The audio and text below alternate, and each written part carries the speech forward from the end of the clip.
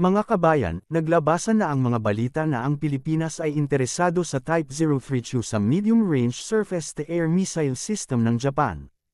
Ang balitang ito ay lumabas sa maraming media outlets, kung saan ang Pilipinas at ang Japan ay nagkaroon ng advanced informal talks para sa potential sale ng Type 032 sa medium-range surface-to-air missile system.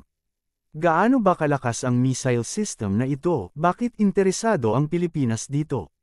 Pero bago natin alamin, please like nyo muna ang video at mag-subscribe. Maraming salamat po. Alam nyo naman na hindi pa sapat ang Spider Air Defense para depensahan ang mga military installation ng Pilipinas, tulad ng radar, BrahMos missile launcher, mga military facilities, at lalo na yung mid-range capability missile system ng US. Kaya talagang kailangan madagdagan ang missile air defense ng Pilipinas, para magkaroon ng proteksyon ng mga military installation sa mga atake na mula sa himpapawid. Ito pa naman ang unang target ng kalaban pag nagkagyera, kaya kailangan ng Pilipinas ang Type 032 sa medium-range surface-to-air missile system ng Japan, dahil ito ay isang advanced mobile land-based air defense system, na nakalagay sa 8x8 high-mobility trucks para sa mabilisang deployment.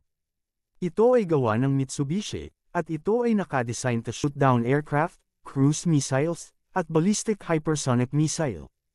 Kaya nito mag-track ng maraming target na umaabot ng 100 at makaguide ng maraming missiles. Ang range ng missile na ginagamit dito ay 50 kilometers, at isang active radar homing, or track via missile.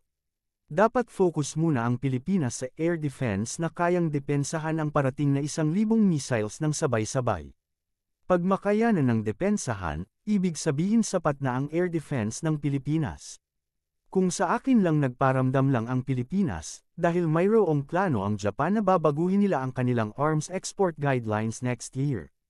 Baka i-allow na nila ang pag-export ng lethal weapons, kaya malaki ang pakinabang ng Pilipinas pag natuloy ang planong ito.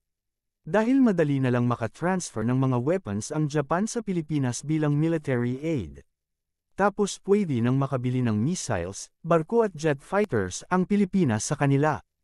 Interesado pa naman ang Pilipinas sa Mitsubishi F2 nila, at mga barko, madali rin kasing kausap ang Japan.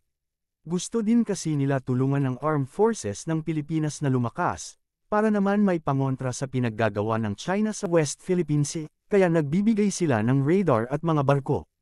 Kaya pag naluwagan na ng Japan ang pag-export ng lethal weapons, ang Pilipinas talaga ang unang makinabang. Sana matuloy ito, kaya abangan na lang natin next year. Yun lang mga kabayan, maraming salamat sa time ninyo.